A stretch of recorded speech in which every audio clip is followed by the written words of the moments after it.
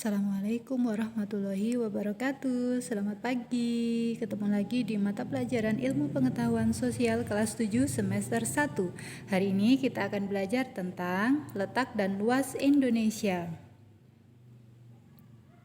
Ya, tujuan pembelajaran kita hari ini yang pertama, menunjukkan unsur-unsur atau komponen peta. Yang kedua, menyebutkan letak geografis dan astronomis Indonesia. Yang ketiga, menjelaskan potensi sumber daya alam di Indonesia. Baik, ada yang tahu tentang pengertian peta? Oke, peta adalah gambaran permukaan bumi yang ditampilkan pada suatu bidang datar dengan skala tertentu.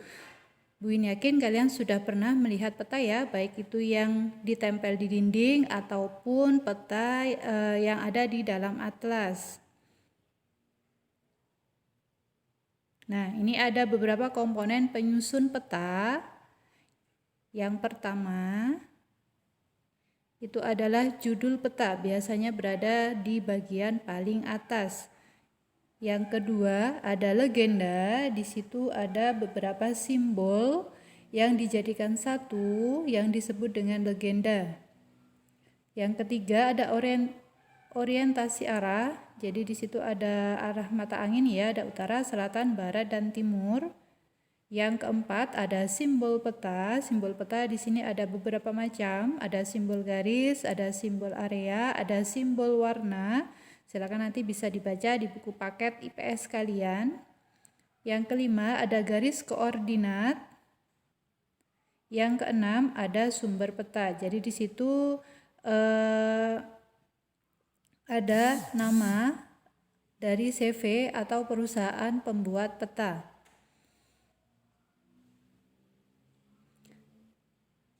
Nah, yang terakhir ini adalah inset peta, biasanya berupa peta suatu wilayah ya yang terkecil. Di situ yang dilihat dari beberapa bagian wilayah yang lainnya. Di sini dicontohkan inset peta dari Indonesia atau Pulau Kalimantan.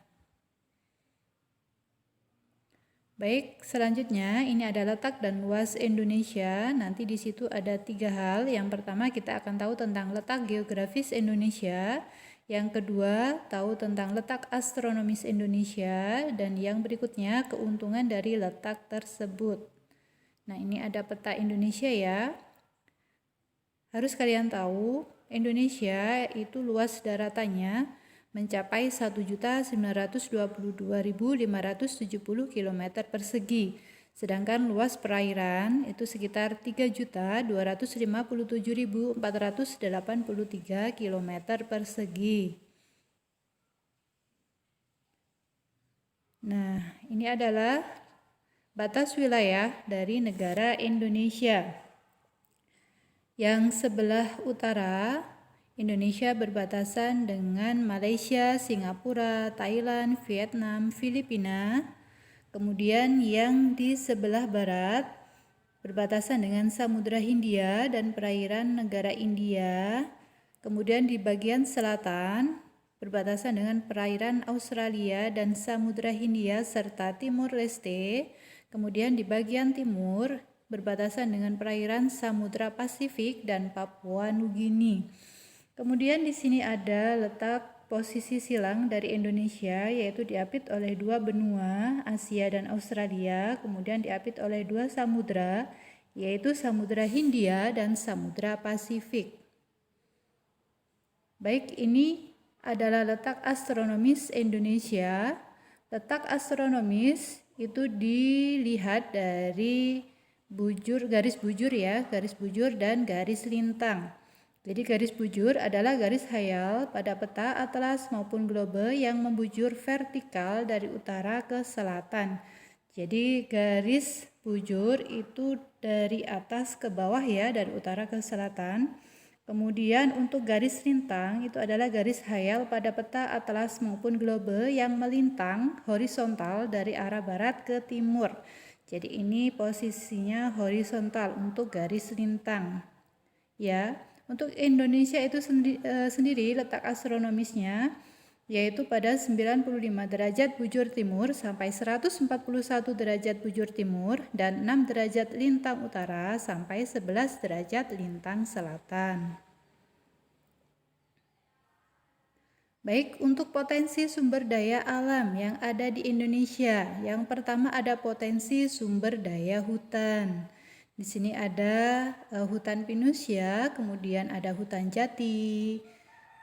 Di dalam hutan juga ada beberapa hewan yang tinggal di sana. Di sini adalah salah satu spesies endemik Indonesia, yaitu burung maleo.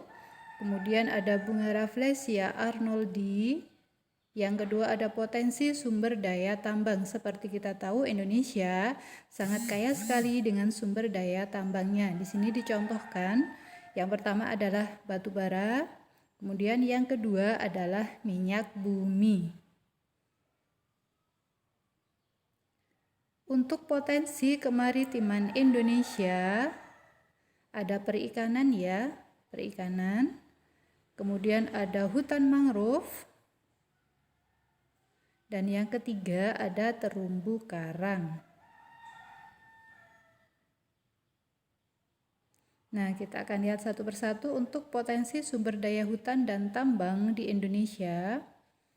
Potensi hutan Indonesia hampir mencapai 99,6 juta hektar atau sekitar 52,3% dari luas wilayah Indonesia. Fungsi hutan itu sendiri yang pertama yaitu menyimpan air hujan, yang kedua tempat hidup bagi flora dan fauna, yang keempat mencegah terjadinya erosi, yang kelima menghasilkan oksigen dan menyerap karbon dioksida, yang keenam sumber kehidupan bagi masyarakat. Kemudian dari banyaknya hutan yang ada di Indonesia, ternyata ada pula jenis-jenis kayu yang tumbuh di Indonesia, seperti kayu keruing, meranti agatis, kayu jati, rotan, kayu cendana, kayu rasamala, dan akasia. Kemudian untuk sumber daya tambang di Indonesia itu yang paling banyak ya, yang terbesar adalah minyak bumi. Di situ ada beberapa nama pulau penghasil minyak bumi terbesar di Indonesia, yaitu di Pulau Sumatera, di Pulau Jawa, kemudian Kalimantan, Maluku, dan Papua. Kemudian yang kedua, ada hasil tambang yang lain berupa batu bara, pasir besi, bauksit, dan emas. Baik, untuk tugas kalian hari ini, yang pertama silakan mencari 3 keuntungan dari letak geografis Indonesia. Yang kedua, mencari 3 keuntungan dari letak astronomis Indonesia. Yang ketiga, jelaskan 2 fungsi hutan mangrove dan daerah persebarannya. Yang keempat, jelaskan yang pertama, pengertian dari terumbu karang. Yang kedua, syarat tempat tumbuhnya terumbu karang. Yang ketiga, manfaat dari terumbu karang tersebut. Baik, semua jawaban ada di buku paket IPS. Jadi silakan dibaca dengan cermat halaman 19 sampai 37 ya. Atau kalian bisa mencari jawabannya di internet boleh, silakan ditulis di buku IPS dengan rapi. Begitu ya. Oke, terima kasih. Wassalamualaikum warahmatullahi wabarakatuh.